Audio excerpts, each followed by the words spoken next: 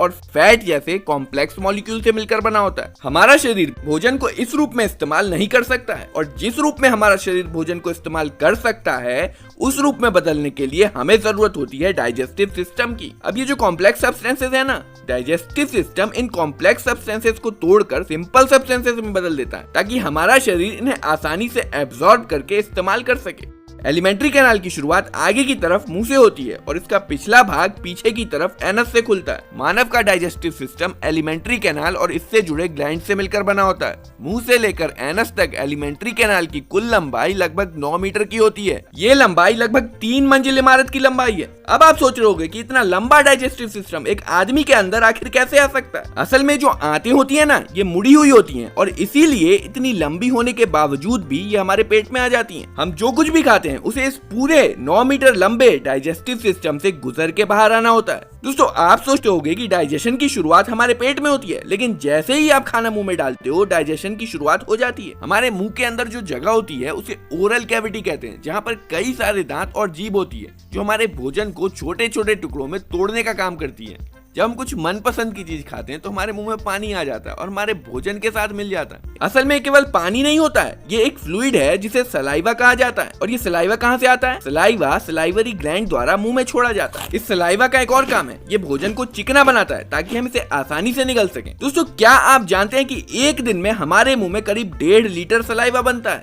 देखो, सलाइवा में एक एंजाइम होता है जिसे सलाइवरी एमाइलेज कहते हैं और ये मुंह में ही कार्बोहाइड्रेट को तोड़कर पचाना भी शुरू कर देता है। अब ये जो चबाया हुआ सलाइवा मिक्स्ड फूड है इसे हम बोलस कहते हैं। और बोलस कब तक कहेंगे? जब तक ये स्टमक में नहीं चला जाता। स्टमक में जाने के बाद और गैस्ट्रिक जूस के साथ मिक्स होने के बाद इसी को हम काइम कहेंगे। अब इस बोलस को हम जीभ द्वारा पाइप में धकेल देते हैं जिसे फूड पाइप या ईसोफेगस कहा जाता है। यही पाइप मुंह को स्टमक यानी पेट से जोड़ती है। पर ये कोई सिंपल पाइप नहीं है जिसमें खाना ऊपर से डालो और वो नीचे आ जाएगा। इस पाइप की बाहरी परत मसल्स से बनी होती है जो कॉन्ट्रैक्ट और एक्सपेंड हो सकती है। इस पाइप से फूड कॉन्ट्रैक्शन और एक्सपेंशन के जरिए ट्रेवल करता है जिसे पेरिस्टाल्टिक मूवमेंट कहते हैं। और ये ईसोफेगस में ही नहीं बल्कि पूरे डाइजेशन के रास्ते में होता है।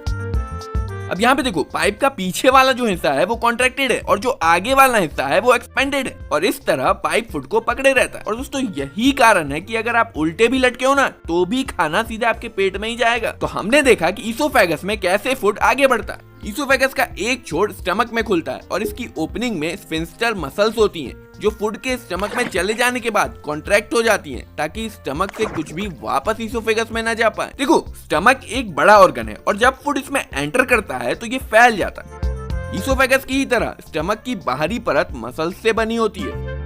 स्टमक की अंदरूनी दीवारों पर गैस्ट्रिक ग्लैंड्स मौजूद होती हैं जो हाइड्रोक्लोरिक एसिड के साथ साथ प्रोटीन को पचाने वाले एंजाइम पेप्सिन रिलीज करती है। इसके अलावा ये ग्लैंड्स म्यूकस को भी रिलीज करती हैं जिसका काम होता है स्टमक की दीवारों को एसिड के प्रभाव से बचाना। जब खाने की गंध हमारे नाक में जाती है या जब खाना स्टमक में जाता है तो स्टमक फैलता है तो ये एसिड रिलीज होना शुरू हो जाता है। तो दोस्तों, क्या आपको पता है कि एक दिन में हमारे पेट में करीब 1 से 2 लीटर तक गैस्ट्रिक जूस बनता है? दोस्तों, अक्सर आपने लोगों को शिकायत करते हुए सुना होगा कि उन्हें एसिडिटी है। क्या अब आपको समझ में आ रहा है कि एसिडिटी क्या होती है? स्टमक में हाइड्रोक्लोरिक एसिड एक एसिडिक मीडियम बनाता है जिसमें एंजाइम पेप्सिन आसानी से अपना काम कर पाता है। अब ये गैस्ट्रिक जूस और स्टमक का मूवमेंट मिलकर खाने को अच्छे से मिक्स कर देते हैं और कुछ हद तक पचा भी देते हैं और इस पार्शियली डाइजेस्टेड फूड मास को काइम कहा जाता है। अब देखो, जैसे स्टमक की एंट्री पर स्फिंक्टर मसल्स के कारण स्टमक से कुछ वापस नहीं जा सकता है, वैसे ही स्टमक के एग्जिट पे भी एक स्फिंक्टर मसल्स होती है जिसे पाइलोरिक स्फिंक्टर कहते हैं और इसके खुलने पर स्टमक में से फूड थोड़ा थोड़ा करके स्मॉल इंटेस्टाइन में जाने लगता है। स्मॉल इंटेस्टाइन एलिमेंट्री कैनाल का सबसे लंबा पार्ट है। स्मॉल इंटेस्टाइन को स्मॉल इसके लंबाई की वजह से नहीं बल्कि इसके पतले होने की वजह से कहा जाता है। और स्मॉल इंटेस्टाइन की लंबाई अलग अलग जानवरों में अलग अलग होती है। फॉर एग्जाम्पल, घास खाने वाले जानवरों में स्मॉल इंटेस्टाइन काफी लंबी होती है क्योंकि घास को पचाना मुश्किल है। वहीं मांस खाने वाले जानवरों में इसकी लंबाई कम होती है क्योंकि मांस को पचाना आसान होता है। स्मॉल इंटेस्टाइन ही वो जगह है जहाँ पर फैट, कार्बोहाइड्रेट और प्रोटीन्स पूरी तरह से डाइजेस्ट होते हैं। स्मॉल इंटेस्टाइन के अंत तक पहुंचते पहुंचते खाना पूरी तरह से डाइजेस्ट हो जाता है।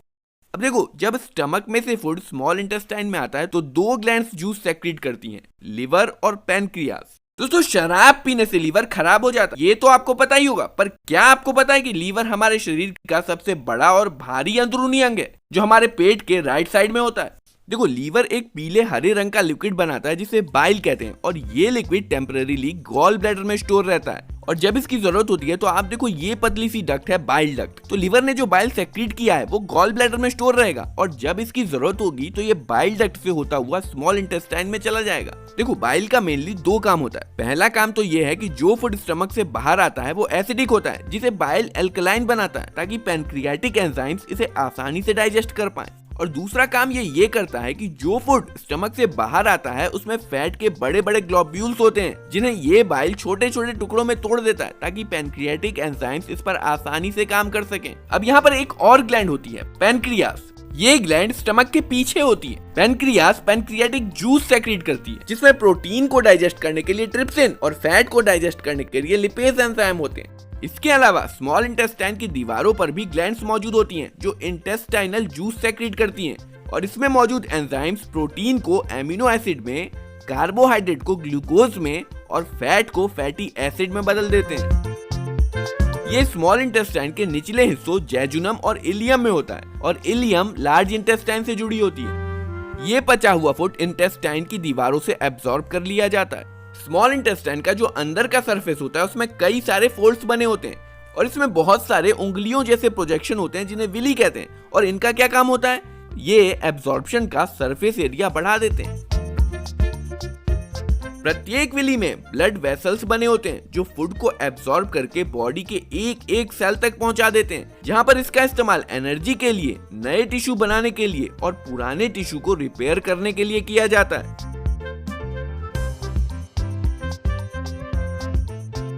बचा हुआ अनएब्सॉर्ब्ड फूड लार्ज इंटेस्टाइन में चला जाता है, जहां पर लार्ज इंटेस्टाइन की सतह इसमें से कुछ बचा हुआ पानी एब्सॉर्ब कर लेती है।